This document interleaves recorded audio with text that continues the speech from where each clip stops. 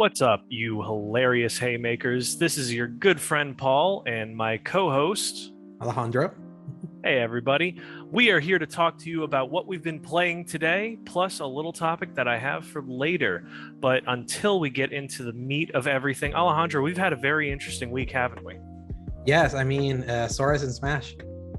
Yes, to jump right into that, we have a news thing that has already gone live, but of course, the gods and luck of video game industries don't like us, so they like to post things right after we do that. But yes, the great, amazing Sora is in Smash today. I am so excited about this. I had forgotten, despite them mentioning it a lot, and we mentioned it, that there was a direct on the 5th. And I woke up to a bunch of texts, and I was like, oh my God, I forgot. And then I logged in and saw that Kingdom Hearts was trending. I was like, no way. And then I looked, and then I had to look up the video. It's hype. I honestly didn't think it could have happened in my wildest dreams. I was just convinced that I was going to sit back and see it might be something very midway along the road and just nothing that's crazy, but nothing that I wouldn't expect, or it's something way out of left field that I'd never recognize. But if I had to guess, it was going to be Sora as my main pick. It was Dante, but then he became a Mii costume.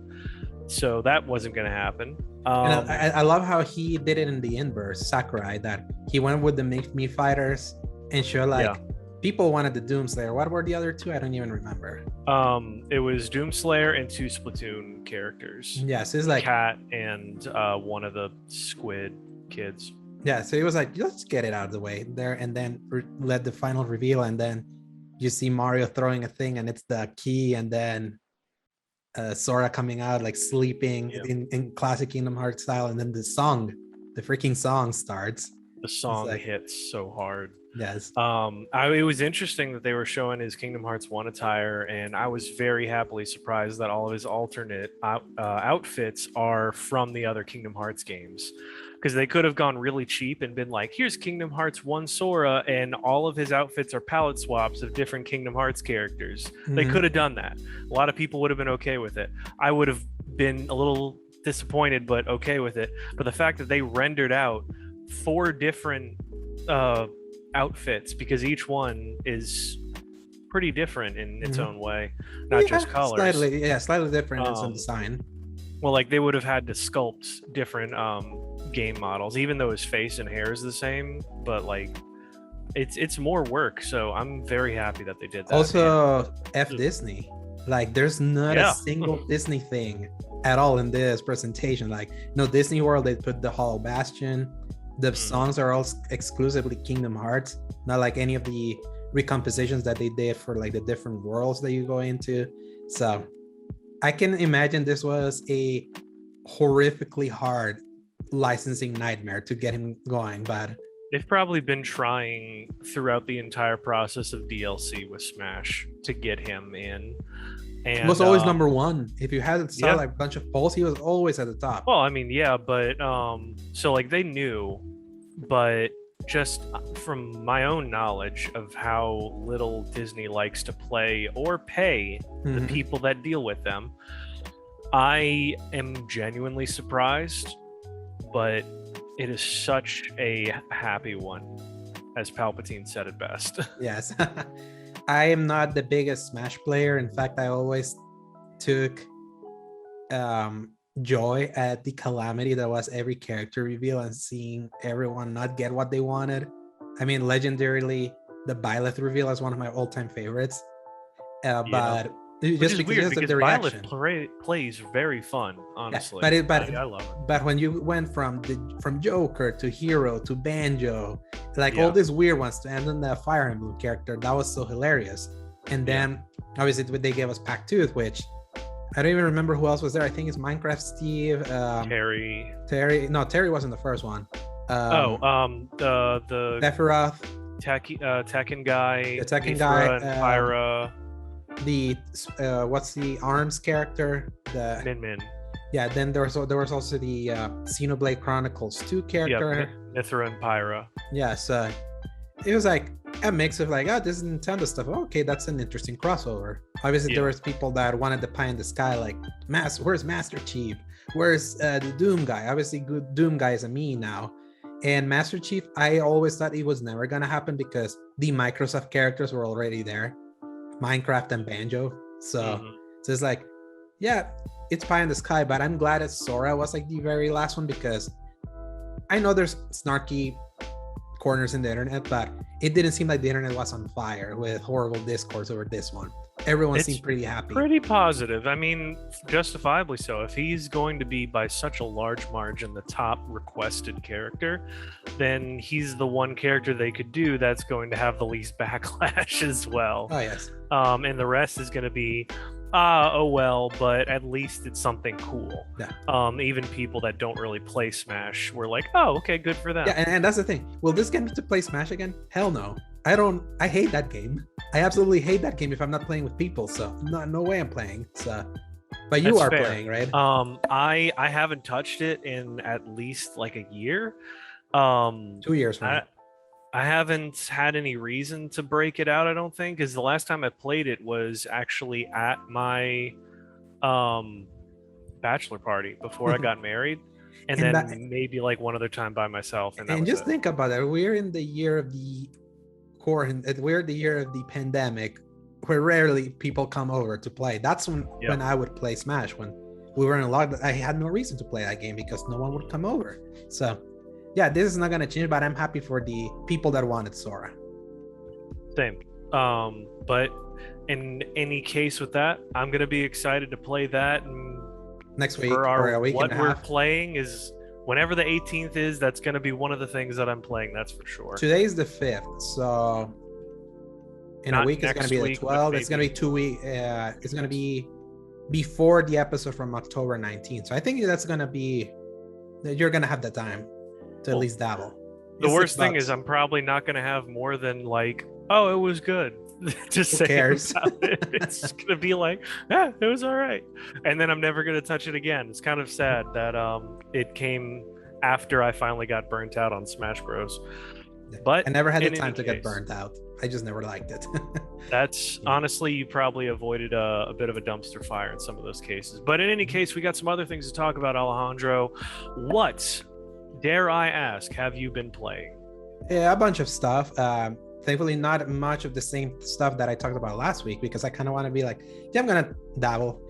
I got into the Halo Infinite flight that they did, both on Xbox and PC. By the way, thanks PJ for giving me his friend code to play on PC, because that's the only way to get into PC. Either you draw the luck of the draw if you sign up and they may send your code, or if someone that got send that code, they also get an invite. Be like, okay, if you got it but your friend didn't get in, give him this code so he can play. I was going to ask like how that actually happened, because I watched the skill up video on it. I watched a couple other people, and it kind of made me want to check it out. But then I realized that you said something about that code. So how, there's like a process you sign up to get a code for it? So for Xbox, how it worked is that if you download in the store the Insider app, then you basically sign up to be an Xbox Insider to test a bunch of stuff like betas and all that. And Halo Infinite is there. Easy peasy. That's how I got in. It's only 15 gigs. You can play on Xbox, but on PC, you have to like fill up a bunch. You have to fill up a form. You have to put in your PC specs that you send them over, like through the command key, and then you hope that they eventually think that your PC is worthy of testing, and then they'll send you the code. So it seems really weird. Yeah, very, very, very, very interesting process there. But thankfully, PJ was one of those that did that very early, and he got an invite to play. So then when I learned about the process of potentially finding a loophole to get in, that's why I texted him in our chat to be like, hey, can you send me the friend code just in case? Then he sent it to me, and I got to play a little bit of it. And my opinions on the Halo Infinite flight depends on where you're playing. If you're playing on a base Xbox One, like not a series Xbox One, it's fun. It's like, it works. Surprisingly, for a console that's like basically almost 10 years old at this point, if you're in base console, like graphically it doesn't look too bad, especially considering how Infinite was basically delayed after how memed it was, how it looked. Rest in peace, Craig the Brute.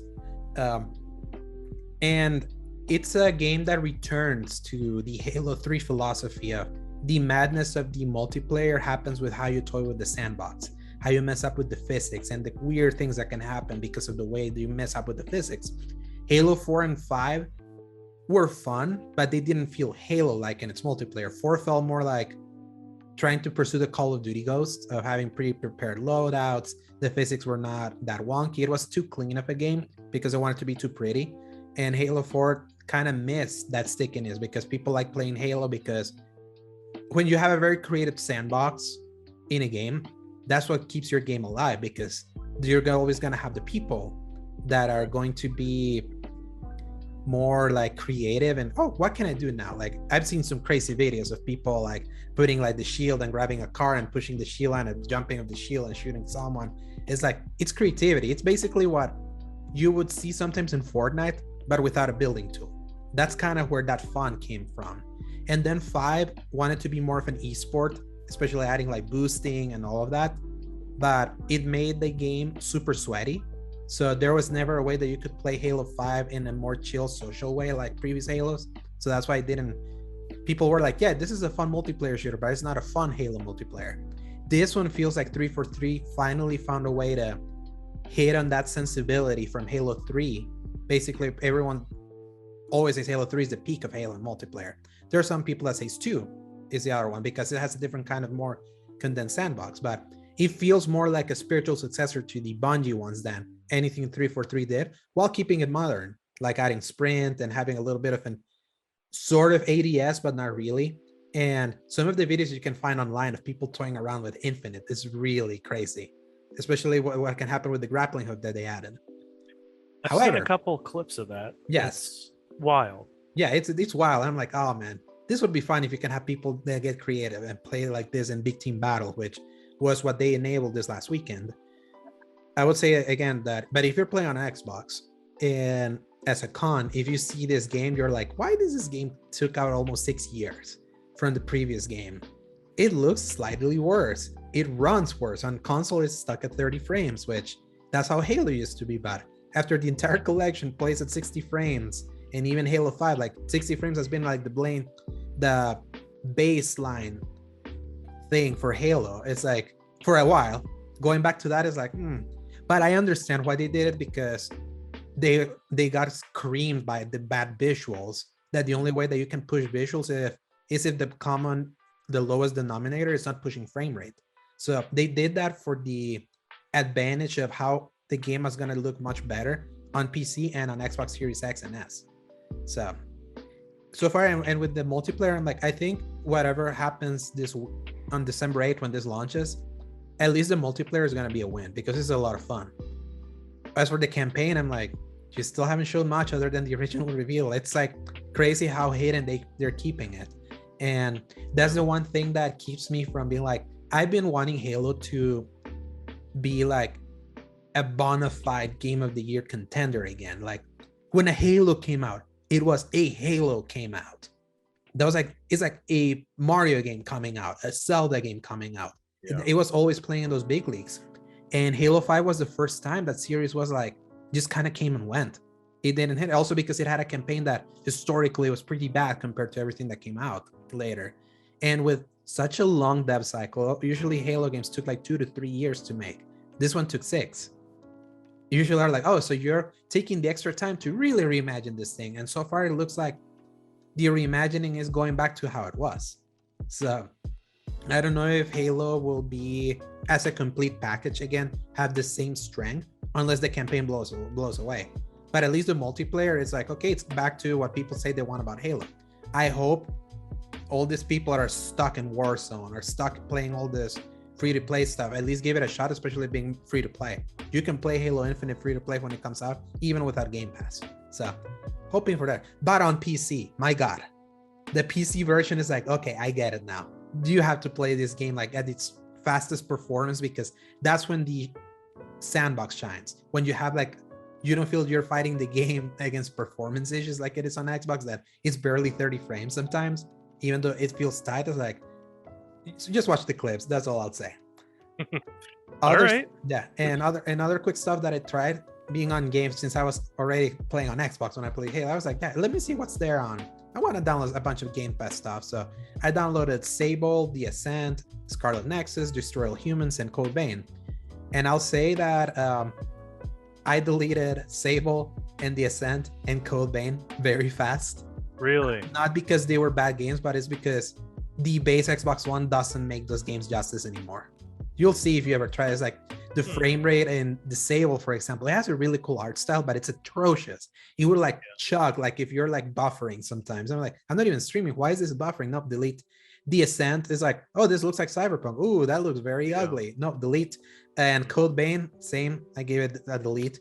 Destroy All Humans worked fine. Like for what it is, like this is for fun, cathartic, let's kill everyone thing. Yeah. And Scarlet Nexus was decent. But again, this is the caveat. I'm playing on basically what's ostensibly the worst possible console to play it. So this also finally is starting to push me into, yeah, maybe if I really want to get Game Pass to feel like something worthy for me, especially like the value is always there. But the value doesn't shine when the games don't work like they should. So now this is kind of like finally starting nudging me into like, kind of like if you're holding onto your iPhone, I held up into my iPhone 6 for like God knows how long. It's like how you hold on into something until it's like at the breaking point. That's how it feels now with my Xbox One. Good thing, things like exclusives that came out before, like the Halo Master Chief Collection, Gears of War, and all of that, and the backwards compatibility, all of that works well. So my Xbox at least has some use in there. But now if I want to keep trying more of the Game Pass stuff, because they keep adding stuff. I mean, they added Avengers. That are freaking Avengers. I'm happy for the people that have Series X or S that they can try Avengers, because I can't imagine playing that game on Xbox One. Like I was almost gonna tell, hey, you could finish the campaign there, but I was like, nah, it would be atrocious if he tries to play it. It's like that game barely held together on PS4. I can't imagine on Xbox. It's on PC though, right? I think if you could try it on PC, I would recommend it, because I think you have a really good PC, kind of like I do. I do, yeah. And then another thing that I played, I'll leave it later because you also played it. What have you been playing, Paul? I have been playing a few things from last week that are carried over. Of course, I went back to Destiny 2. One thing to mention on that is enjoying the idea of building making a build that can just break the game. Recently I watched, I think it was Cacus HD. Oh, okay. He had a solar mod that just came on for like rank 15 of Season of the Lost. Bountiful something. But anyway, it what it does is, for the elemental wells, as you know, it spawns a second one for every mod you have that adds an elemental well. So basically, whenever you do a certain kill with certain solar explosive energy, it spawns one. Well, now it spawns multiple. And you can get up to 4 if you can play it right, which means that you are running around throwing a grenade, immediately getting your grenade back, and then you just keep it rolling. It just fire in pandemonium. Between that and whatever ability I had from the exotic that I had, which was... it's the really big bulbous pieces that give you bonuses for fusion grenades, and I can't remember the name of it, but it's like red and white. All of that together was just destroying this thing. Center tree solar ability, throwing the hammer to just one shot most bosses, not bosses, but like major enemies. I was crushing people, and it felt amazing. So I had to grind really hard to get to that, because it was only at around rank 6, and I had to get to rank 15. So that was a lot of struggling and chaos and horrible chaos. Yeah.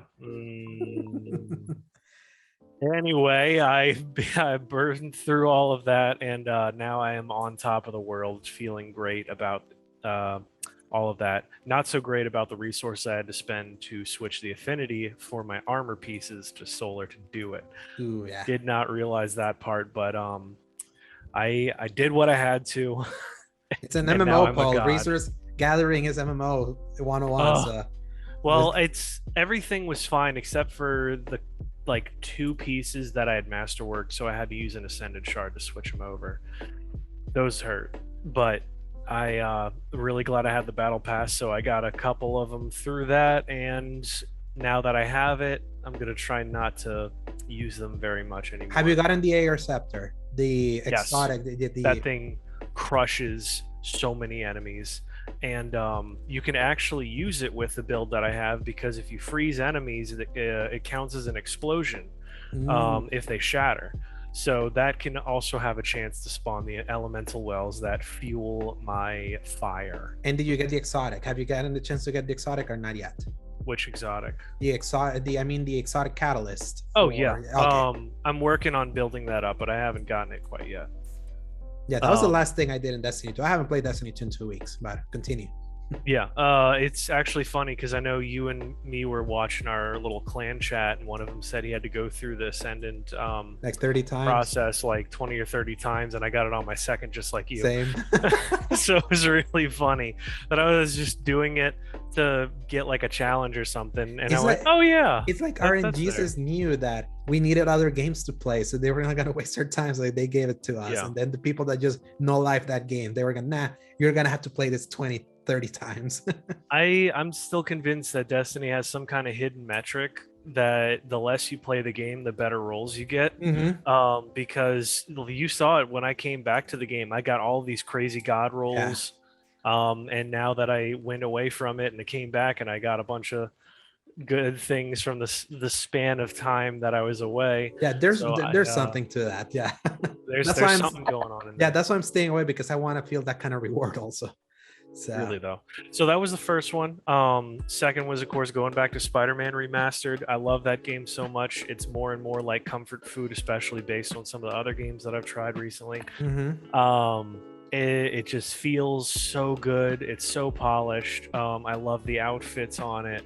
I love watching the story play out. I mean, of course, it has its pacing issues still, and I'm kind of in the middle of that slump where we're getting introduced to the demons and all of that, and the kind of back and forth. Dang, yeah, I honestly, I haven't touched it. I've been going around doing a lot of side things, just because I love the combat so much, and they seem to be spawning the crimes a lot more lately. Like I'm trying to go to places and the crimes just keep happening left and right of me. And that was a big complaint for the people that wanted to platinum that game, that the crime spawns were not fast enough, and made did they change it then? Yeah, I think they tuned into for them to pop up quicker. So that would make sense, because as soon as I unlocked the Sable area, of course, that like because they just showed up from the last story mission I did, and of course like 30 crimes showed up right after that I just kept going from one.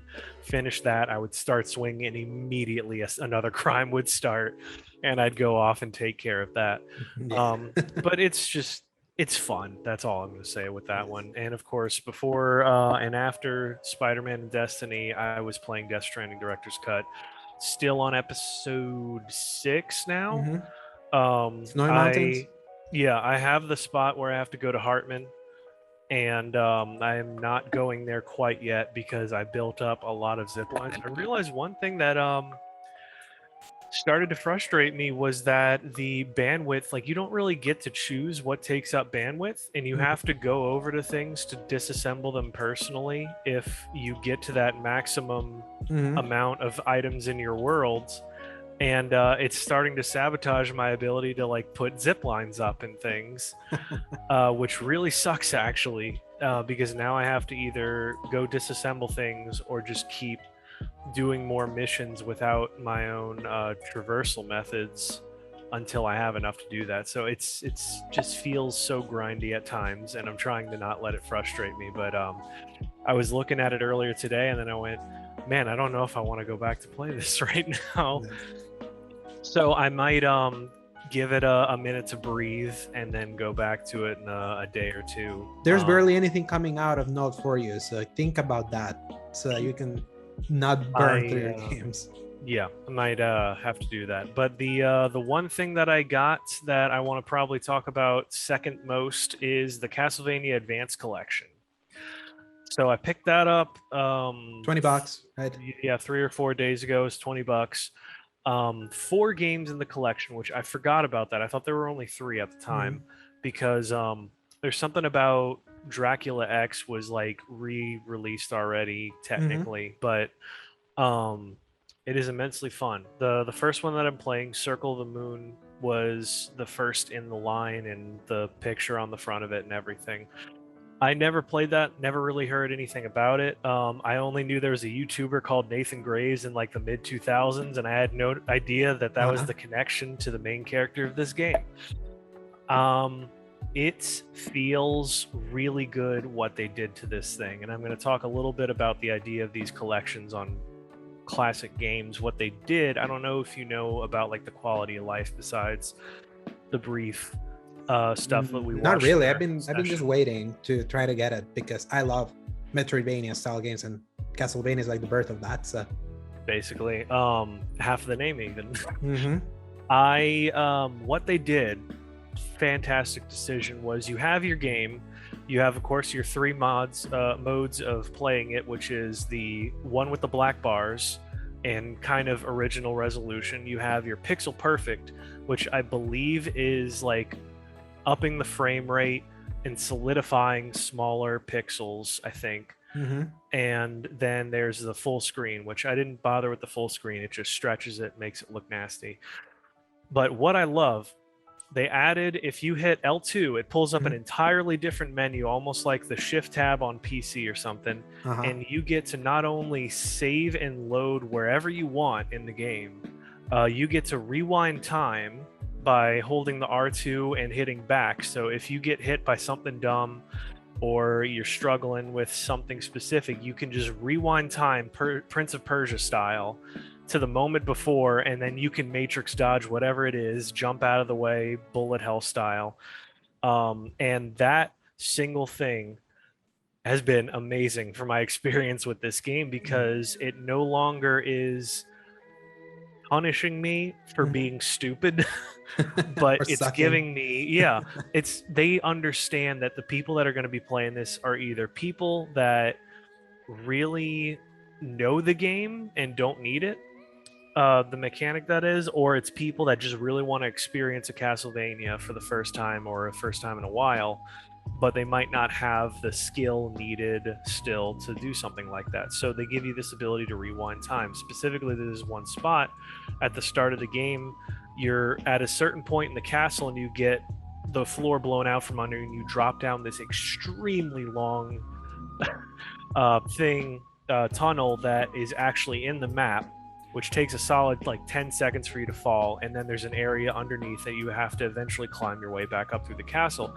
I was an idiot, and I'm running through the area not thinking, realize I come back to the place that I had initially fallen down, and I just go straight off the edge and start falling. If this had been the initial game, I probably would have quit out of the game just about instantly, because I fell for like 10 solid seconds, and there's no way to fast travel back up or get back to where you are without just going through the area again and climbing your way back up and getting to where you were. But with this ability to rewind time, I was able to just kind of get back up there and avoid that hole in the floor that I fell through.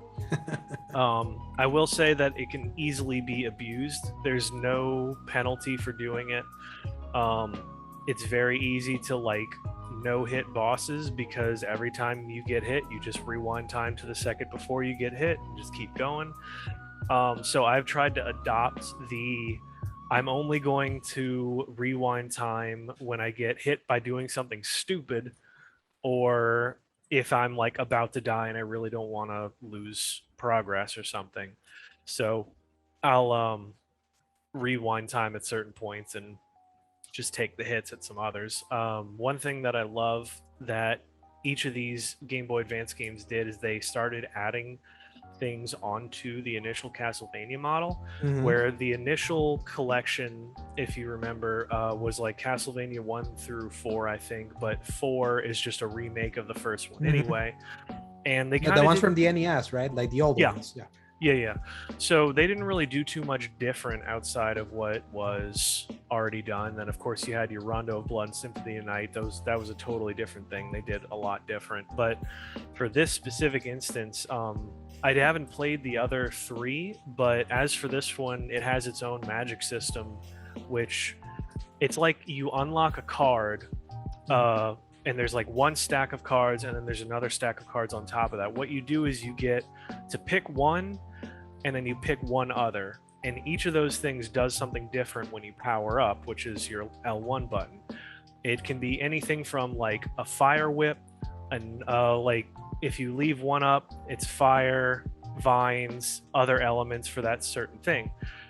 If you pick the bottom stack, it is something completely different, and the combinations are what you choose to make it powerful. So like I had one that boosted my damage, one that boosted my luck, and I know I'm not explaining it the best way, but it was really interesting to mess around with. It's kind of similar to like what Bloodstained did.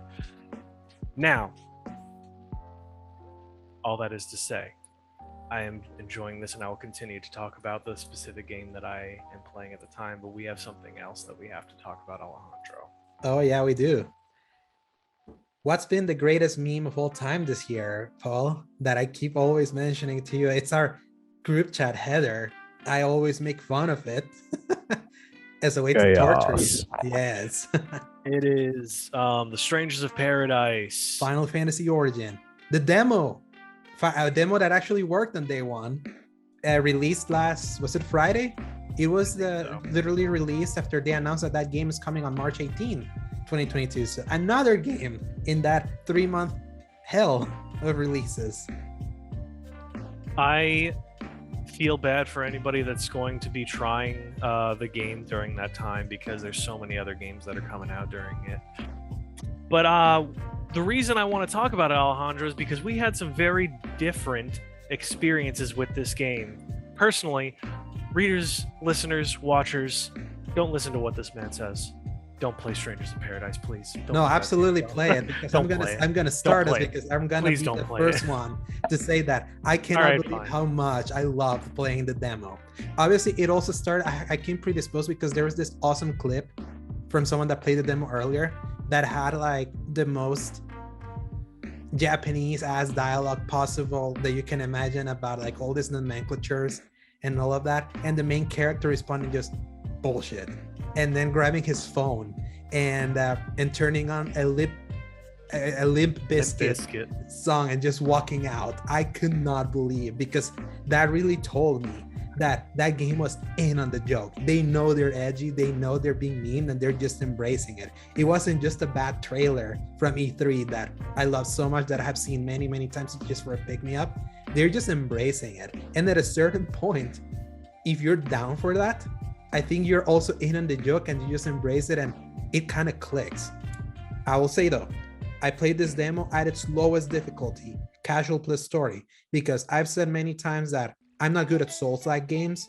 Like, especially the older I get, I feel like my dexterity just gets worse and worse. The only Souls-like game that I have been able to beat at its core difficulty has been Bloodborne and Jedi Fallen Order. But Jedi Fallen Order also has a bunch of stuff that kind of helps you in its difficulty. So by playing it on casual and story, it felt like I was embracing the fact that you're just a murder machine trying to go through this thing, and you wanting to kill chaos, and nothing stands in your way. And it felt like the kind of power fantasy that felt so satisfying. And also it has a loot game, and me that I am also so into loot. There's so much loot here. I spend so much time in my menu just changing, seeing my stat bills, like emphasizing strength. And when you press triangle, you can change to a different to like a different weapon, and it even changes your suit like on command. And I was specifying like a melee build and also a magic build, and it was so interesting seeing how they worked magic, the kind of magic that you're used to in like Final Fantasy and Kingdom Hearts, like the Fyra, like Kuraga, like all of that, and figuring out some of like the strategies. I'm gonna switch to this because there's the stupid ball fire faces that are like shooting at you. Oh, I'm gonna switch to that. I have water, let me shoot that. Boom, insta kill. It's like, it felt like I had so much fun just testing that out. But I had to throw that caveat that I did it at the easiest difficulty. I have no perspective of what's higher, but yeah, I just really dug it. However, Alejandro, you're wrong and you're canceled. Yeah. You're done in this business, man, because you can't enjoy something genuinely and tell people that you enjoyed it. You have to hate it like all of us normal people, because you know what? This game is trash. I said it from the beginning. Alejandro tried to convince me with his positive experience, but don't listen to him. This game looks horrible. It Yes, it plays does. horrible. No, it doesn't. Okay, let me let you finish if there was anything else that you had to talk about first, though. And I also find it interesting that I appreciate that they leave surveys for you to fill up, because it does seem that they took some feedback, especially visually, from the first demo that was very black and gray. I went to see videos how it looked. They literally added so much color everywhere, like it was Justice League Joss Whedon version, that I just find funny. Is it feels like they're eager to hear from people what they like and they don't like from this. Like there was a survey in the first demo that came in corrupted back at E3 that then they removed. Then they came in with another survey here, and very granular. You can get like, what difficulty did you use? What weapon did you use? How did you like doing this weapon? Using this weapon? How do you feel about the hitbox? How do you feel? All these different things. So it feels like they're tuning this thing all the way till the end, like from what people are experiencing. Where is this resource though? Like, where were they asking for these surveys? If you press square at the menu, there's a survey at the top. Oh, and when you finish, and then when you finish the 2 sections that they give in a demo, which by the way, the second section is a very colorful ode to Final Fantasy 13. It feels like you're in one of the worlds from Final Fantasy 13. Obviously, with that not including the little tutorial field. Yeah, the tutorial field. There's a tutorial field. There's the Chaos Shrine, which is where you got stuck, and then there's another level. That's when that's when I went to that world. That's when everything really clicked for me. It had different monsters. It had different the level design was a little bit more dynamic. You had to like manipulate time and all that. I was like, I'm starting to notice a little bit more of the Final Fantasy in this, and that's why I kept telling you, play it on casual, so you don't have to suffer through the BS that this man had to suffer by playing on the normal difficulty. Paul, take it away. All right, I'm gonna take it away right now, because I'm gonna start off from the menus, and I'm gonna go in from there. One, like I told you, this game looks terrible. It looks like a shovelware PS3 game. It's got the screen tearing, the weird vibration around the frame rate's bad. Faces. The frame rate is terrible. The dude looks desaturated next to a field of amber waves of grain. How do you desaturate the person when everything else is supposed to look clear and colorful around him? So anyway, so let me just pull this up so I don't start talking out of my butt here. Yeah, he has copious notes. That's how you know that he hated it. The menus are like from Ace Combat, which don't match at all with any of what I'm looking at. Once you're in the game, the menus at least somewhat match. Like they kind of are off to the side. I don't like how you have to hit pause and then hit the touch screen to pause, or you hit the options button to pull up the menu and then you have to pause within that, because I was trying to do stuff like to figure things out on the fly, and of course if you pause it you can't actually change anything. It just pauses and freezes everything. So in order to change things you have to do it while the game's playing, which I understand. You're like, it's a Souls game, so it's also a you're multiplayer supposed game. to. It is. It's a multiplayer game. Yeah, you can what, have. Did they like play as your buddies or something? Yeah, is that apparently I haven't tried it, but that's why that's there, because you can have people join you in. Gosh. All right, so that means it's a 3-player PvE game for the most part. I would have to go back and see it and try that out, because that's very interesting. All right, so the menus to like pick the missions, just they feel weird. They have this strange idea going on. I already it's like talked Metal about Gear how it Solid looks. 5 almost. It's like it has missions and side missions. Yeah, it's weird, like how you set it up like that. The personalities of the main 3 characters are like vending machines, and you punch them and they spout out some kind of Marvel-esque snippy dialogue quote, and that's all their personality is. I swear I've met the pink-haired guy before in my own life, but it was a woman. So yeah, I don't know what his whole thing is. The big black dude is the character from Guilty Gear Strive, and they had no feel to them. At least Final Fantasy 15, they felt like they had something They going belong for in the them. world. This is straight up Kingdom Hearts almost. They don't feel right in the slightest. They almost feel like they know what they're doing, or like they've played this game before and they're going back to play it on a harder difficulty, but they're just like, hey guys, we just got off our college classes. We're just gonna go hang out and shoot the breeze and kill some monsters, bros. Let's spout some weird dialogue. Um, it's just I didn't like them. Anyway, the game mechanics are not explained well. I could not understand for the life of me how they wanted me to do this whole like hold circle to absorb the spell and shoot it back, but then in It's the awesome to do. tutorial It's awesome it to do didn't it. even work Yeah. because the rock throw would happen and he would do the animation and nothing would get, like, the That's enemy weird. doesn't get hit. Mine got it. Like mine worked. He would throw the rock and nothing would happen, and I was like, I don't get it. And then when you're fighting the balls of fire, if you do hold circle and it throws you, then that's how you got fire to be like an instant thing that you press square and you shoot them back with it. Well, the thing with that is that normally in which I think this is what it did, was they are strengthened by fire. So if you throw the fireball back at them, it defeats the purpose of being able to counter a move, because the move you're countering with just makes the enemy stronger. So it's kind of weird that I thought that they But makes their stagger enemy quicker, so you can just go press circle and do the. That's true. I'm gonna talk about the stagger mechanic in a minute, but the idea that they want you to do this whole thing to absorb the damage and go after that on the default action difficulty that I picked, you take so much damage that it is literally not worth it to tank those hits. Because if you tank the hit, yeah, it kind of mitigates some of the damage, but you are getting hit by so many other things at the same time, and you can only absorb one attack at a time. So if you take two attacks at the same time and you absorb it, it will absorb one, and you take the full damage from the second. So I was getting melted by these fireballs because I'm like, okay, well, let me use the mechanic that they gave me. Absorb, fireball, I'm dead. And because I'm still taking damage from the first one, I barely have time to like heal afterwards, and then you only have 5 heals in the first place unless you have to go back to the place that you were at.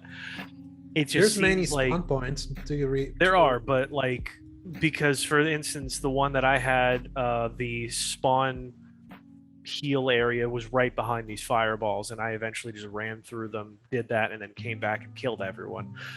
But I was having so much trouble because they really wanted me to get this mechanic, but the animations are so slow that I was getting damaged by so many hits that it just didn't make it worth it to sit there. You were better off just spamming the dash or the dodge button, whatever it was. X button.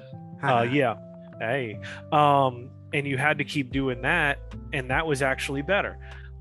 I ended up using the same technique to basically beat everything. I tried messing around with the daggers. They felt like they weren't really doing it for me.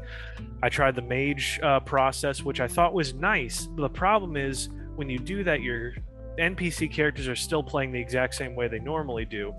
And you the press enemies D-pad left and right for them to go attack while you do your thing. Right, but for whatever reason, the enemies wouldn't care and they would still come after me.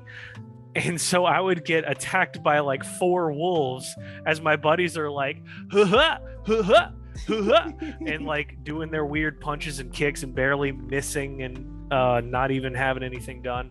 I do appreciate that they have their own health bars that they can heal themselves and I don't have to worry about them, because that was entirely how I was trying to fight chaos through that whole process.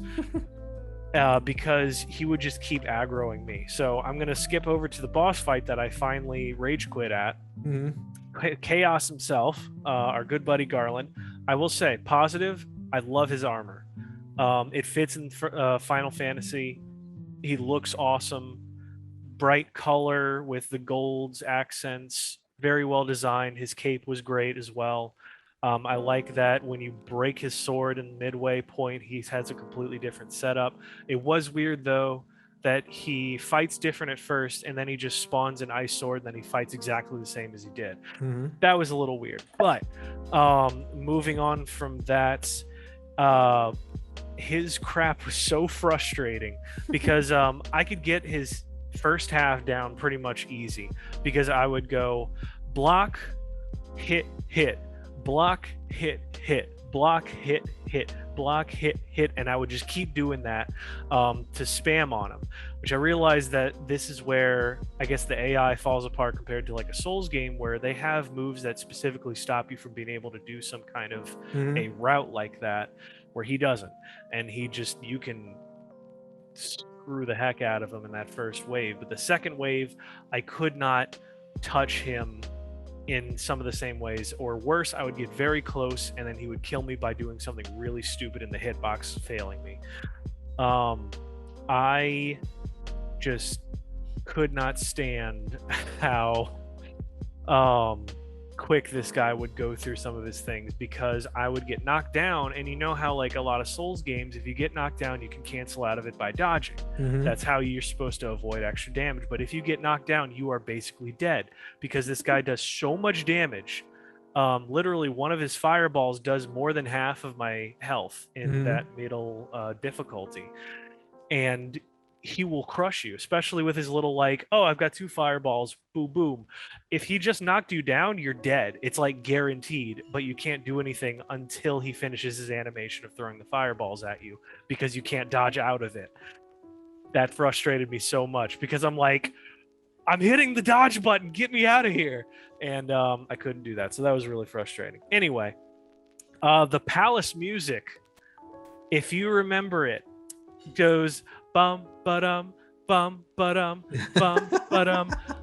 It is, I was wondering, I was like, why does this song sound very familiar? I can't figure it out, because it's the opening notes to It's Not Unusual by Tom Jones, played on repeat for 5 seconds. And I want you to go back and look at this, because I was losing my mind, because it was just like the same like 5-10 second loop of instrumentals, and it was literally that same cadence of notes. It's basically Kingdom Hearts that replays the same thing over and over when you run levels also. It's but it's just the fact that it was like the instrumental opening to an actual song that was driving me nuts, because I wanted the song to actually begin. I was like, oh, okay, yeah, let's do it. Let's do some Carltons. And then it just kept going over and over again, and that was driving me crazy. By the way, do you fight the cactus? No. Oh my god. I played through that whole Chaos Shrine area, and that was. But the cactus was like early on, so it's like this dude that feels like straight out of another game. It almost has the Looney Tunes run, and it's like. Did he have like the weird thing like this? Yes. That's the Cactar. He's in all the Final Fantasies. I know. I just found it funny how they implemented the Cactar in this Final Fantasy spin-off. Because the one thing that's always the same is like the monster designs from like the Fireball dudes. I mean, the wolves were different. Goblins, I don't think were the same, but then like certain ones I guess were the same. But like the Cactar, the Fireballs, and the Tonberry, which is the little cloaked turtle dude with the knife, are like in all the Final Fantasies for whatever reason. So I don't know how I missed the Cactar.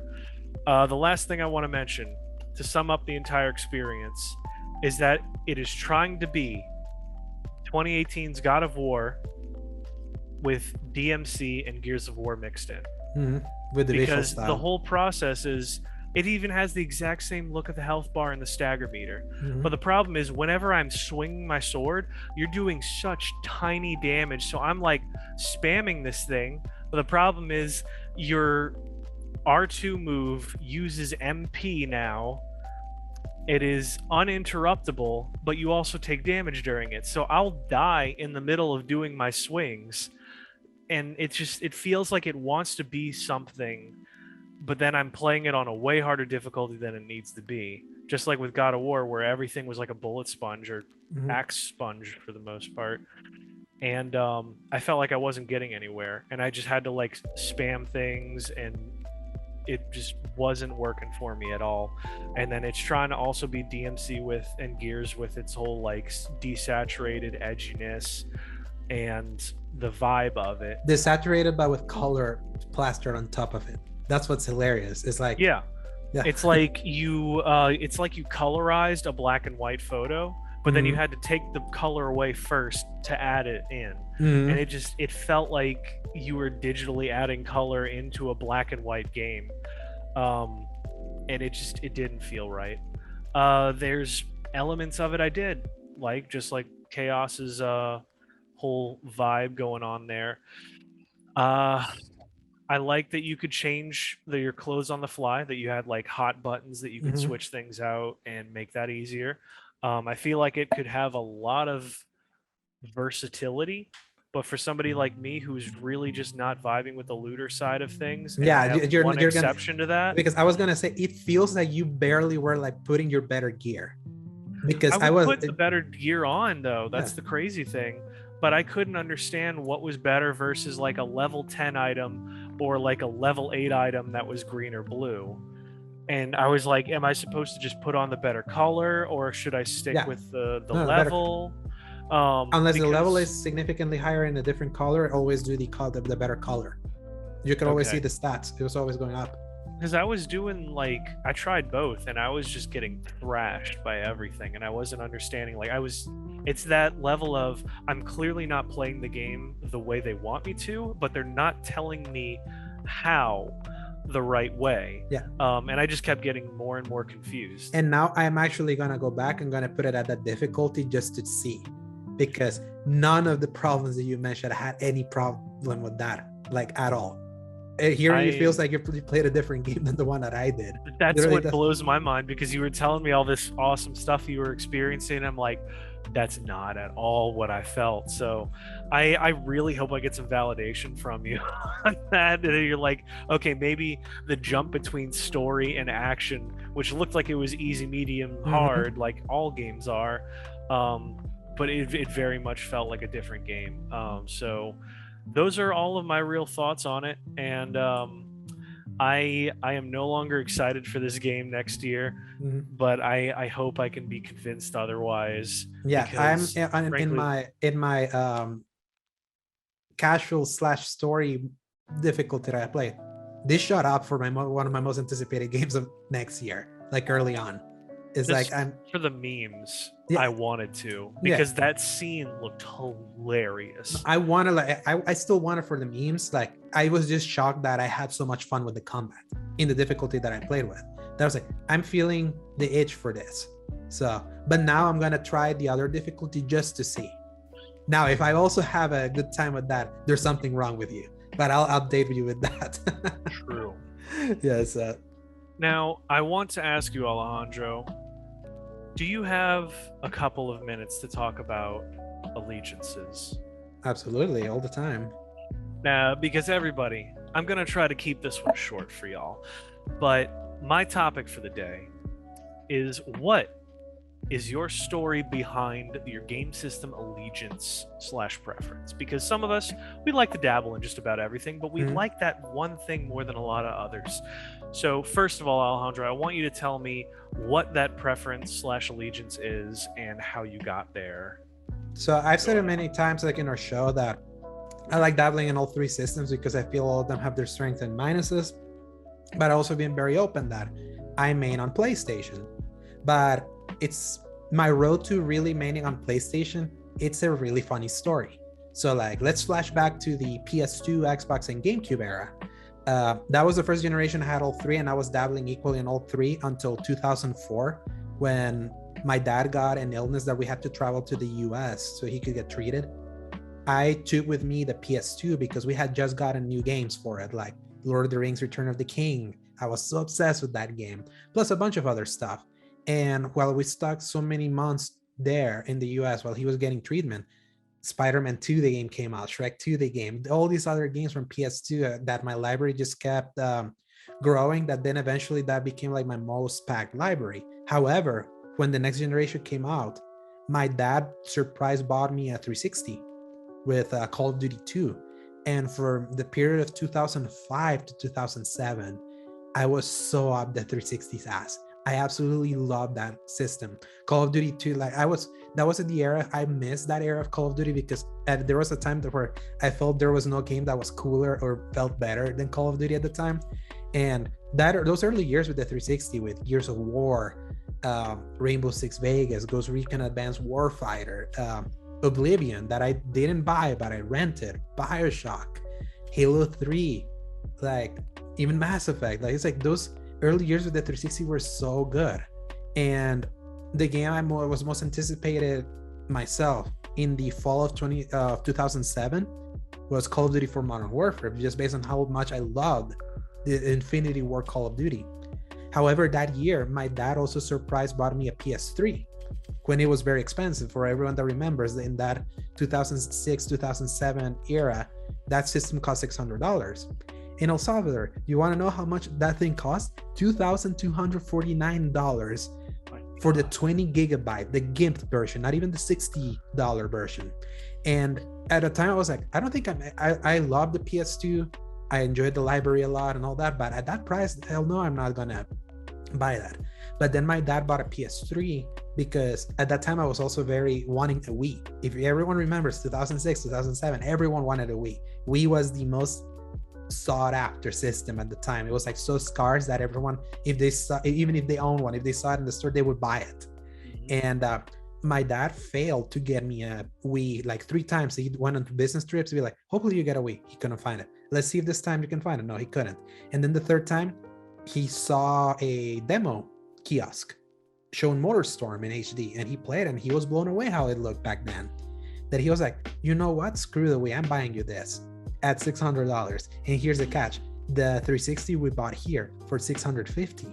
So $600 for him was like, this is cheaper than what I bought the 360 for like 2 years ago. Yeah, I'm buying this. So I was like, okay, I wasn't expecting that. And that first year on PS3 was rough for me. It was like the 360 had its best games while I was on PS3. I was playing Resistance, which it was good. It was a launch game, but Madden NFL 7, I wasn't a big Madden fan. I was like, Spider-Man 3, atrocious. Pirates of the Caribbean, World's End, atrocious. Transformers, the game, the movie, atrocious. Fantastic Four: Rise of the Silver Surfer, atrocious. It's like that was my library in the PS3, and the PS3 didn't have trophies at the time. It was like so gimped compared to like me testing what party chat could be with some friends, seeing Xbox Live, seeing like all its games getting achievements and all those games being actually really good. I was like, yeah, why would I want to play that on PS3? So we reached Call of Duty Modern Warfare, Call of Duty 4 Modern Warfare release date.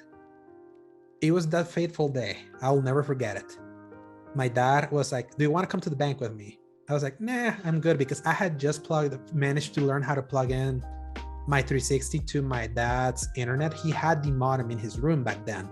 So, which is weird. Now the internet's like in the middle space, but back then he had it in his room. Yeah. And I couldn't play online in my living room. So I was like, yeah, he's not gonna be in his room. I'm going to try Xbox Live. I wanted to try Halo 3 online because, of course, Halo 3 online, that's what everyone was talking about. I was like, yeah, I'll play this. Nah, I'll stay play. Then he comes back. He buys Call of Duty 4 Modern Warfare. I was like, yeah, but on what system? PS3. I was silently screaming because I couldn't believe it, because unlike him, like I had been reading IGN at that time.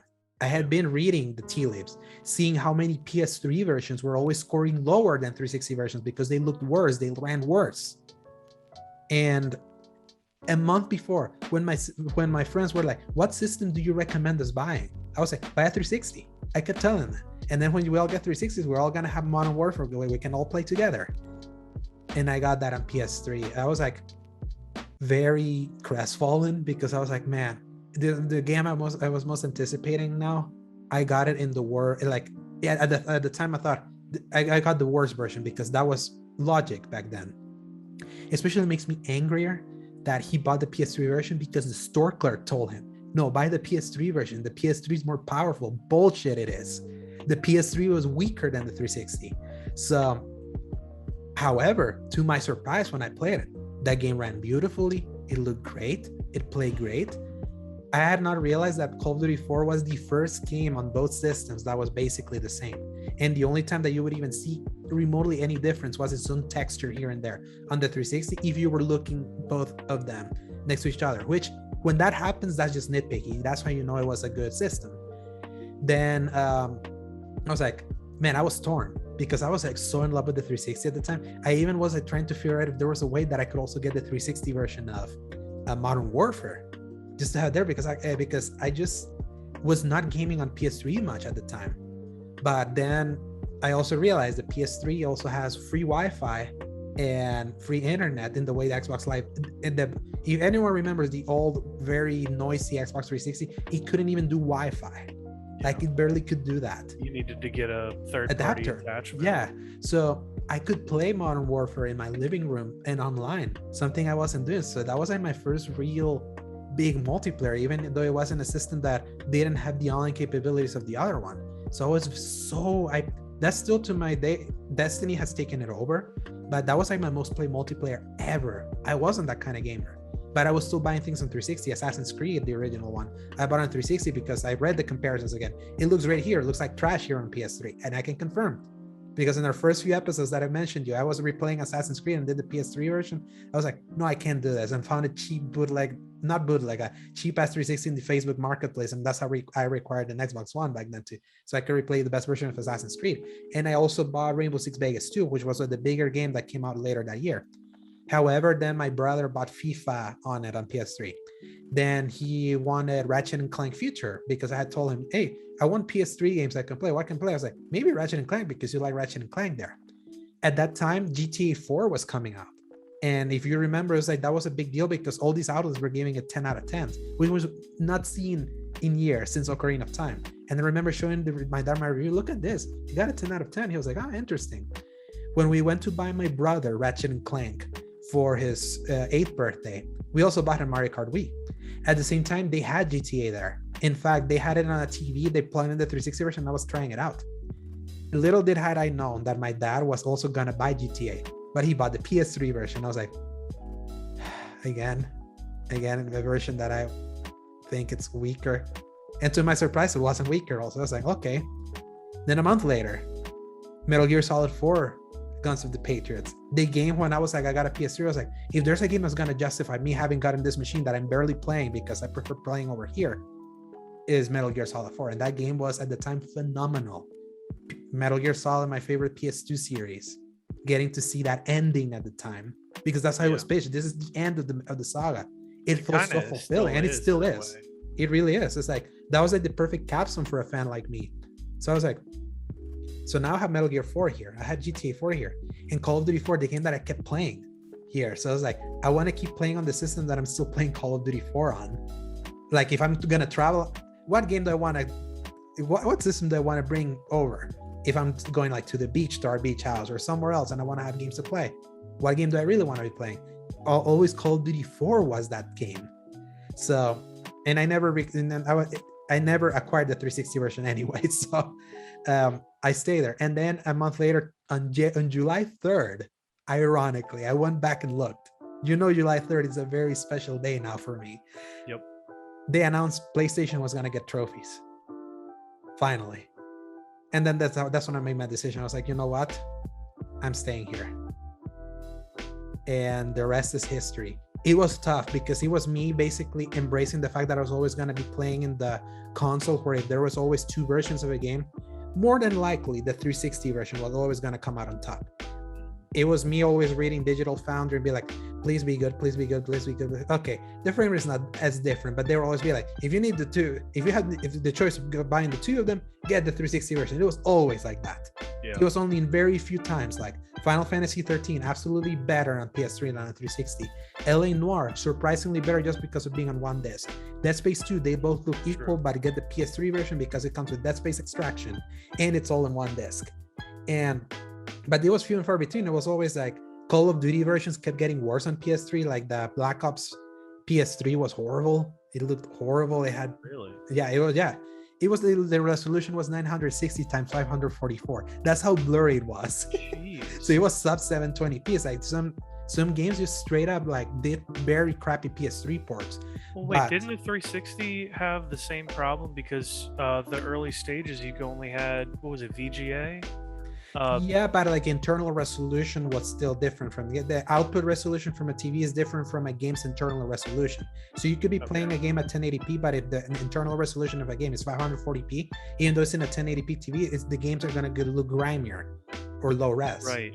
So, but then even it wasn't until later that 360 came out with an HDMI. Yes, the first revision. Well, not just HDMI, but the red, green, blue that would plug in the space of actually the yellow, right? The red, green, blue came with my system in 06. That came immediately. Okay. Yeah, that came with used it. To. My Gen 1 360 was only yellow, red, white. Interesting. And do you get the arcade one? Do you get the arcade, like the cheapest one? Because maybe that's what it was. Because I got the one with the hard drive. Because the cheapest one didn't have a hard drive, and I got one with it was like a 50 gig hard drive at the time. Okay, you got the one later because I got one with 20 gigs of hard drive. That's all they gave me. No, it was 20. Okay, yeah. Yes. It was 20, and then later on I got one. I kind of like upgraded as they unlocked more ability for that. And I think the last one I had was like a 250 gig hard drive, and I was like, there's nothing I will ever be able to fit on this. Or I'll never be able to put enough to fill this hard drive. When games used to be 4 megabytes size sometimes. I remember Geometry the DLC for Assassin's Creed 2 was a gig, and I went, this is freaking ridiculous. Right? If only we knew that, right? But going back to that is like, then the PS3 around 2008 was when it was starting to prove itself. Little Big Planet came out, Resistance 2 came out. The next year, Killzone 2, Infamous, the next Ratchet and Clank feature, Uncharted 2 Among Thieves, the game that completely blew everyone away and completely changed the perspective. I had Uncharted 1 at the time and I liked it, but I didn't love Uncharted until Uncharted 2. So it was like pulling its weight on exclusives, where on the 360 those exclusives started waning. That at the time was like the only reason to have a 360 was to have the better third parties. But if you had exclusives, it was like, I'll take the L on the third party games and enjoy the exclusives that I have here. And obviously, like, I always tell that PS3 generation was like a late gratification for PS3 owners, because we also had to go through the infamous 2011 PSN outage that lasted a month. So that was like enough fodder for everyone to make fun of everyone that owned a PS3. Glad I missed that. It was torture. Even at that time, I had stopped mainly playing online games because my brother had gotten that. I was playing single player stuff because there was enough single player stuff in that generation. Oh yeah. But it's just the idea. I was like, man, I can't sing my trophies. What's everyone playing? This feels weird. Yeah, it's like, but then 2013 happened when now in that year, Tomb Raider, Splinter Cell, GTA 5, Bioshock Infinite, in the comparisons, they gave the edge to the PS3 version. I was like, took them long enough. That's the year that's the year that The Last of Us came out. And of course, that was the year that Sony literally delivered the smackdown of the century to Xbox at E3 in the move towards PS4, and basically solidified that the PS4 was not going to be the main system. Yeah. So I didn't quite switch to PS4 just because of that, but it was like, it felt like my allegiance was rewarded in a way after having pursued there. Even though what's funny is that I reacquired a 360 in 2013 just to play what I missed. Because my 360 died. Ironically, it was like a Viking funeral. I was like, I made the decision. I was like, yeah, I think I'm gonna main on PS3 from now on. Literally a week later, my 360 dies. It's like my system heard me. It's like, oh, you're forsaking me. Dead. So, and still on PS5 now. It's so funny to think that my allegiance was solidified by Call of Duty 4, a game that was more a 360 game, but because I got it in the wrong system, that's how it swayed me there. It began. It began there. Mistake. Yes. That's amazing. Was there anything else that you wanted to throw in there? Is that your that's my allegiance? Yes. All right. Mine is significantly less. I don't remember how Zach called it. It was a story of betrayal and heartbreak. No, that was mine because because I forgot to even mention him that December 2009 to March 2010 was one of my darkest periods ever, because both my 360 dying, it started my process of sending it over and getting it fixed. A few months it will last, it will die again, and back and forth. Then my PS3 also died, which, by the way, big lesson that I learned: never leave your consoles in your floor. Always have them in like in furniture or something elevated. I had my consoles in my room and I didn't have furniture. I had them both on the floor. They gathered dust, both died because of that. That's when that was a hard lesson. And he reached a point that the dude that I was sending it over, he literally couldn't find a solution for it to not keep dying. The day he told me a solution, was like, you should buy a new one. I was like, okay, can you get me a new one and I'll get it from you? And he got me the PS3 Slim that I still have. However, that bastard wanted me to pay him more, despite having given him almost $500 worth of repair money for both my machines. So I traded him both. He was like, you can have these for you know how sometimes they have things that they could use for repair. So I was like, you can have both of these. I'll take this. Okay, it's gonna be X amount of money. Okay, I will. I left, never went back. Still to this day. That's why it's when I told Zach that story, it's like, so it's a story of betrayal. Let's look it up. Let me see if I can. All right. While you pull that up, I'm going to explain mine to clarify. It's not nearly as entertaining as Alejandro's is, but it's got a few twists and turns to it. So my whole story was that I got into gaming pretty late for my age group, and just interrupt me. Oh, I think I lost you just now. Okay, I'm going to wait then. Oh, okay.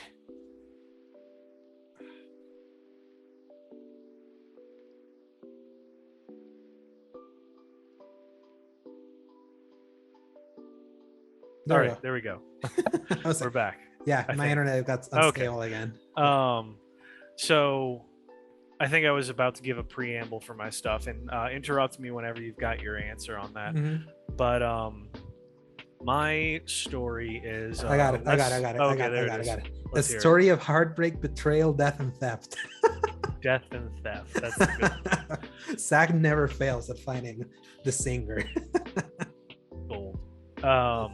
So for mine, it's a little less fantastic. Yeah, but less of a journey.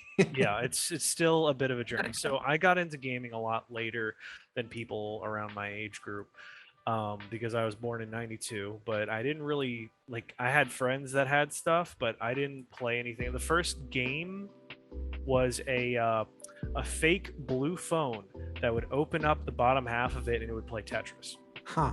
Okay. That was it. That was a Tetris machine that looked like a phone.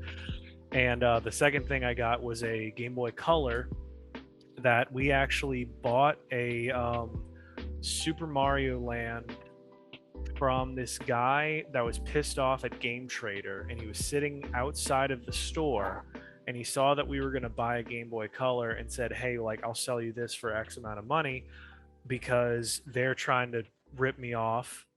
Just goes to show you that things haven't changed at all. They were going to rip him off, so he's trying to sell it outside on his own.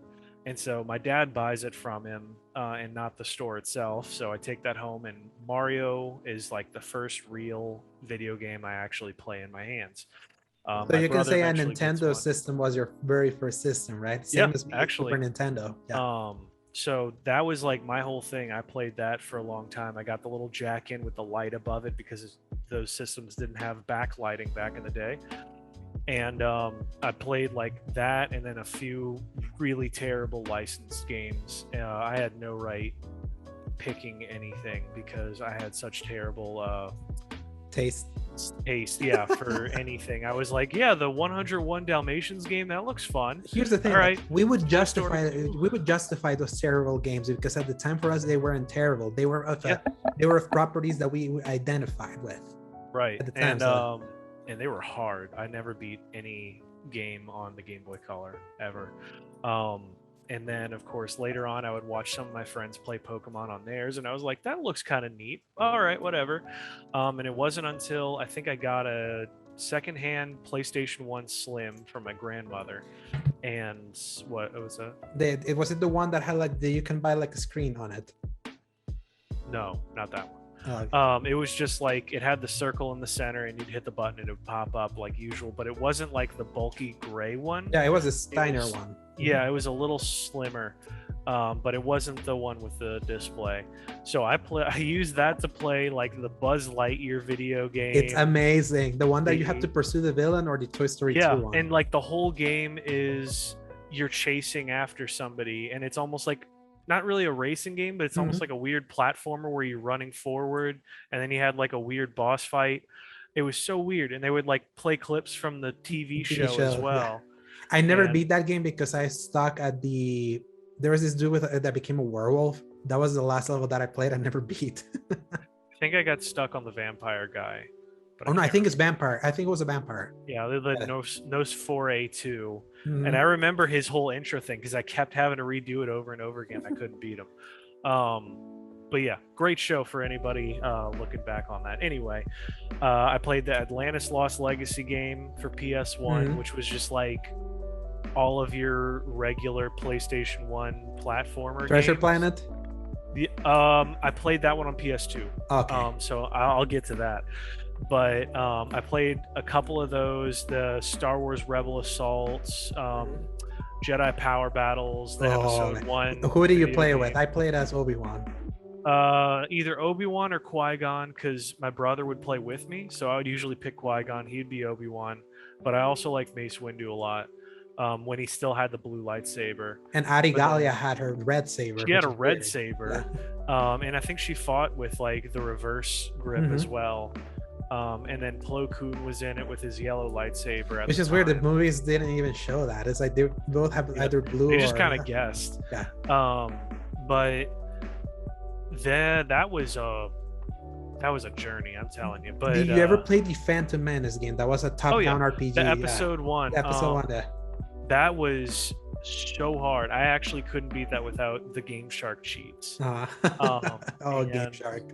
It was I still have that game. Oh, and Tenchu 2 specifically, that one. That's why you like Ghost of Tsushima so much. That's one reason, yes. Yes. But see, that's the funny thing with like Tenchu and Atlantis specifically. I was so afraid to die in those games. I don't know why. It just gave me so much anxiety. Like the Atlantis level of having to swim underneath the water. If I was about to die, I would just hit the reset button on the system.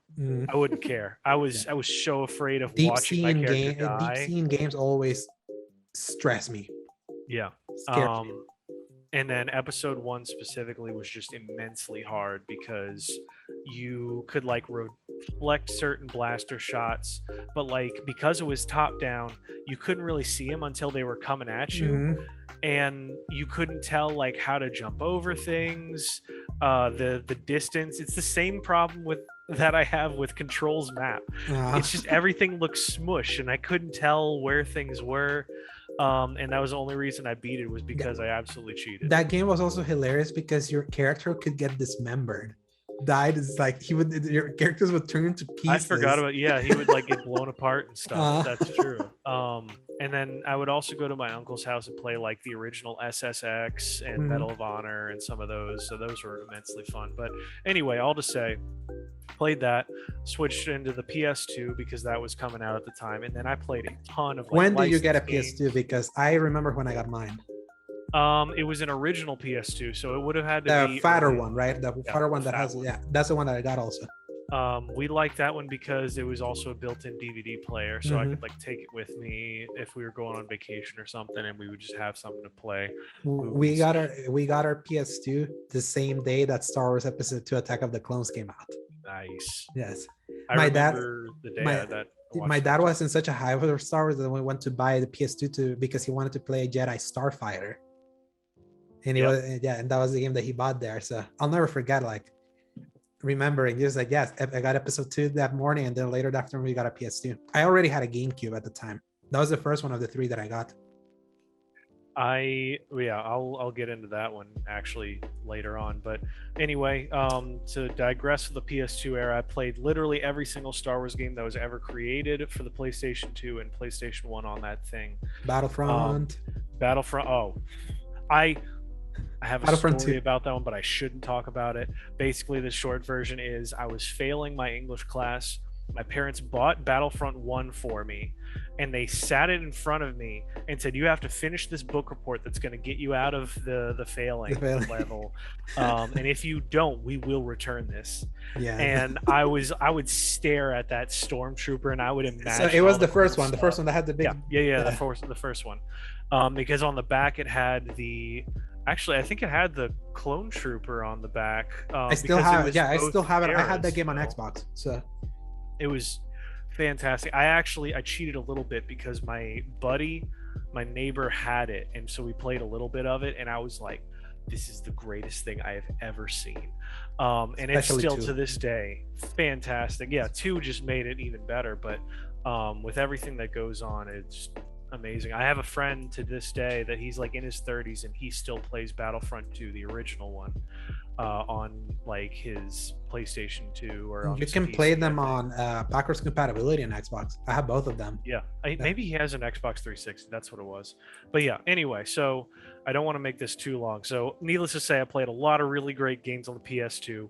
Ton of them. The original Star Wars Clone Wars, which But it was was like just a so ship. obsessed It with was like just a ship tank, battles. Yeah, tank battles. um, and it had like a weird storyline of like Anakin learning some dark stuff from this one dude that didn't have eye sockets. It was weird, but Right. you would briefly be able to play outside of a vehicle, and that Hmm. was a bunch of fun. You could also do co-op versus games. Anyway, Also, ironically, that's the first time we saw Anakin with a dark glove.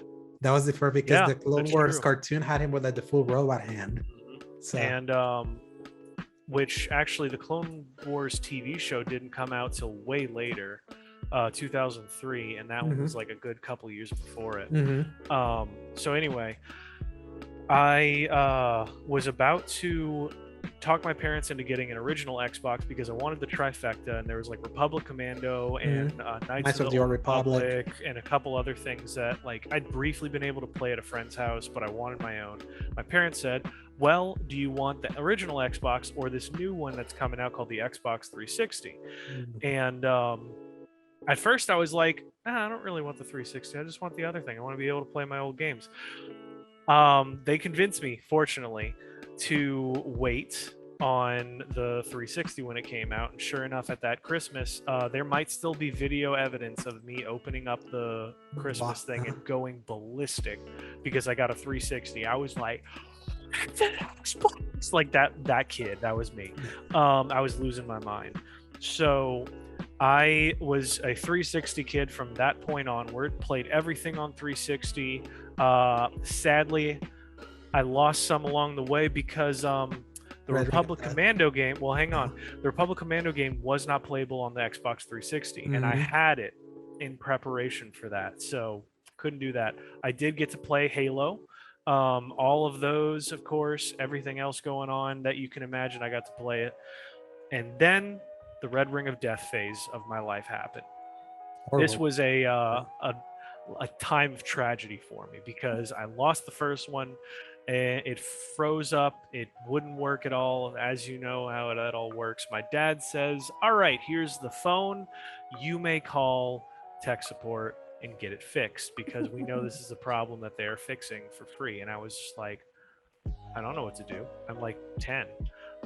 So actually, let me clarify real quick. Before this, in between the PS2 and the Xbox 360, I did get the GameCube right Mhm. after Katrina in 2005 because I I bought it for $100 at a GameStop, and I split it between my brother, so we both put in $50 for it, and we got to do that. Also, in between that, I got to play my first MMO with RuneScape on my dad's work laptop back when he had a Dang. Verizon like giant looking video card Wi-Fi thing you jacked into the side of it so you could get Wi-Fi. Um, and so that's how I would be able to play that game with a couple of friends that I had met at the time. So that was a whole crazy experience. Then I get a GameCube to play like Mario, all of those great things. Briefly, I got to play on the Nintendo 64 at these people's house that I was staying with, and I played Mario Party 2 and 3 on it. In And Nintendo 64, right? Yeah. yes, yeah, that was that whole brief time, but I got to officially say that I played some of the OG Mario parties. And then back into our 360 phase. I'm struggling out here because my dad wants me to do all this stuff. It takes me a year and a half to actually manage. I've called them, I think, 3 separate times during that course. The first two just went terribly because they outsourced me to people that I couldn't understand. The last one had a guy that kind of broke it down for me. I was terrified. I probably was on the border of tears by that point.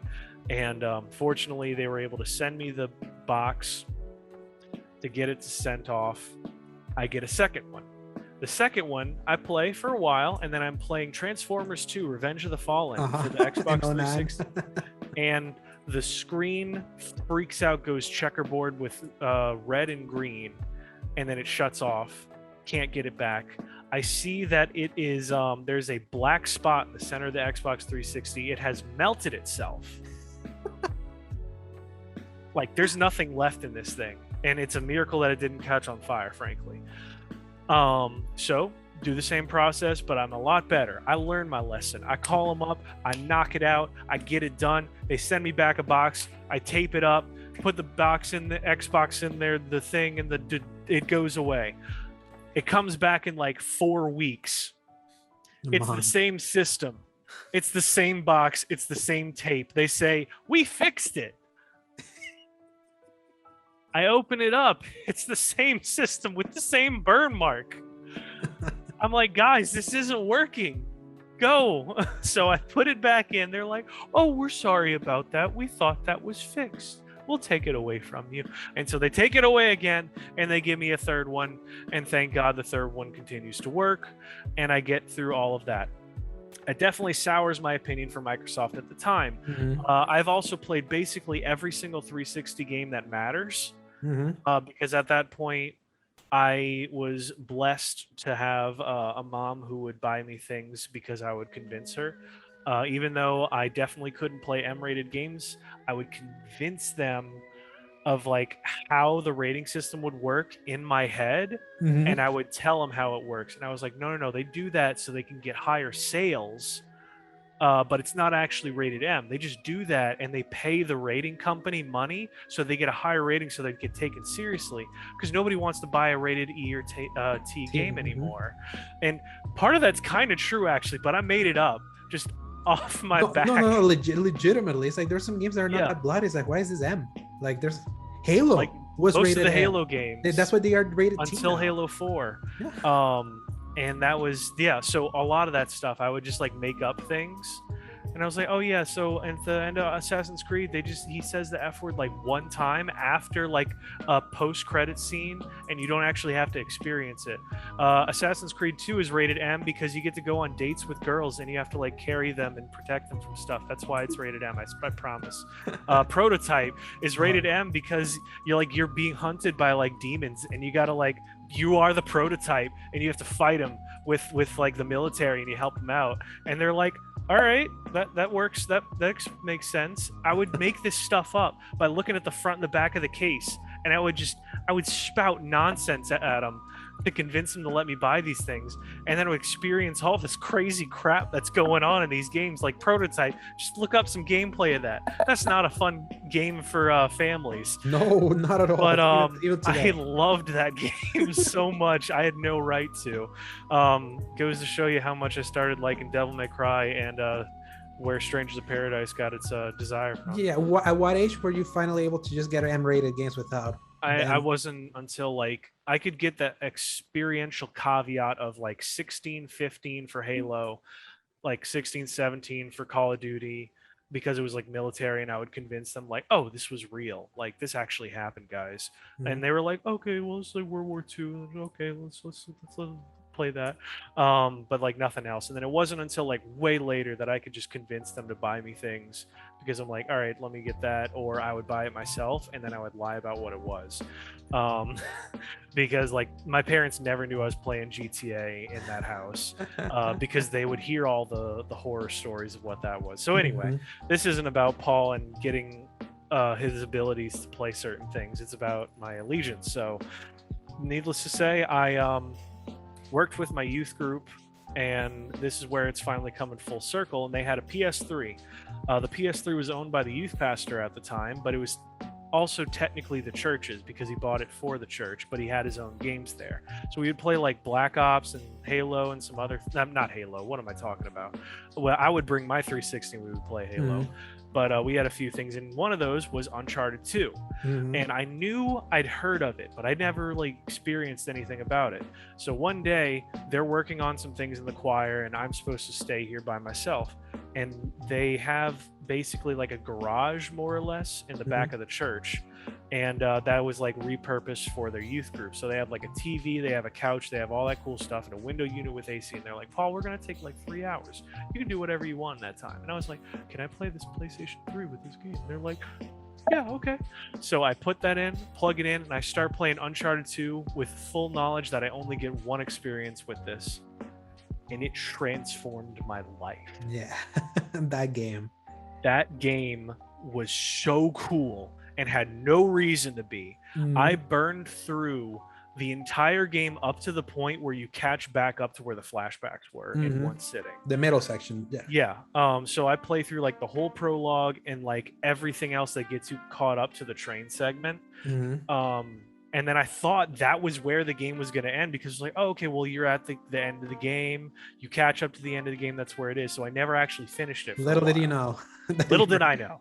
So later on, I finally get like a PS3 secondhand. I sit down, and Uncharted 2 is like the first game. Actually, I think I burned through the first one just to catch up and say that I played it. I was like, okay, that was all right, sure, whatever. And then let's get into 2. And then I experienced like the greatness of Uncharted 2 all over again. Was like, that was amazing. And then just played every single exclusive that I could get my hands on. Metal Gear 4, Jack and Daxter, the HA Collection. Infamous, that was like one of the first ones I did. Infamous 1 and 2, and I played through a ton of the user-created content on Infamous 2, and it was just fantastic. I loved all of that. There's a few others in there. Shadow of the Colossus, I played through that, and a few of those collections. God of War? Yes, I played through all the God of Wars. I actually borrowed that from GameStop because I was working there, and they let you take any game home for 3 days at the time. Some of them still do it, but it depends on the manager. So you can take it home, and what I did was I took it home and I just played through every game that I possibly could, and I would bring it back and then I would re-sign it out, take it home and keep playing it. That's cool that you could do that. Even brand new games, as long as they have one that's called like Gutted, where they put the case up on the wall, you can take that disc home. Even if it just came out, you get 3 days with it, just so you can say that you have something to talk about for the game. So that's how I played a lot of games, and it was fantastic. I love that. But anyway, I got through all that PlayStation 3, but I was still playing my 360 the most. Then the whole reveal of the PlayStation 4 and the Xbox One, and that's when we got into the whole DRM nonsense. They were like, oh, you can't borrow games from each other. I'm like, I don't know what's going on with all this. My friends end up playing mostly on PlayStation 4 in the end. They kind of make their decision collectively to do that. So I'm like, well, most of these people are all playing it. That's one big thing. And then the second was that I knew that I wanted to play like Final Fantasy Versus 13 that was supposed to still come out at the time. We were gonna have like all sorts of other stuff that was coming out for the PS4, and then it was like, well, Xbox has Gears of War and Halo, and what else? But then like the PS4 is going to be able to play all of the regular things plus all of their exclusives. So in the end, they had more exclusives, and all my friends were playing on it. So I bought a PS4, and my brother chose an Xbox at first. Also the price, because the PS4 was $100 cheaper. Yes, because it still came with the Kinect. My brother had his like 2 games and like Dead Rising 3 and stuff, and that was it. And I got like all of these games and all of my friends, and he's like, it's not fun playing on the Xbox anymore. Like, there's nothing to play on here. Yeah. So he eventually bought a PS4. That's not true. I actually bought it for him for his birthday. I forgot about that. But that was when I had that disposable money income. So I bought him a PS4 so he could actually play with all of our friends and stuff. So that is where my allegiance became. But I bounced around all over the place. Yeah. It can be understated how important that E3 2013 was with those reveals. like and the DRM stuff and all of that. It's like your story of like when you solidify where in that generation is like that's many. So, but it goes to show, even as someone that you were more kind of like, you didn't go down the rabbit hole of me having picked the losing side for a while, because I liked the exclusive and being able to play all those games, even though I was gonna get the worst versions of them. It was basically on PS4 I got what I got on PS3, but now with the good versions of everything, because the worst was over on Xbox. But yeah, it's Not like to that. mention the free games that PlayStation would give away also. Yeah, with PS Plus, that they had to force Xbox into adopting that system. PS3 did it way earlier and still gave better. And then, but if that hadn't happened, Microsoft wouldn't have done all the good moves that they are doing now. That now it feels like it's worth owning both once again. It feels like it for once, that they're actually going blow for blow with one another rather than one completely just demolishing the other. I mean, we've talked about it, like they might be demolishing the other, but it's only in one aspect, while the other one has another thing that they don't have yet. So that's where it's like we're living in a new golden age, I think, with all of this amazing stuff going on. New people getting better quality out of less, more efficiency. It's a bit of a shame that some of the indies are getting lost in the shuffle, but in the end, I'm really glad for everybody right now. And I hope that we continue more things. So even though we say Allegiance is here, it really is more of just a preference, and we love everything going on. We just love video games. Exactly. Yeah, and I keep saying it's like everything that I played this week was an Xbox, with the exception of the demo. So just for people to know. So and, it's just interesting how that works out. Yeah.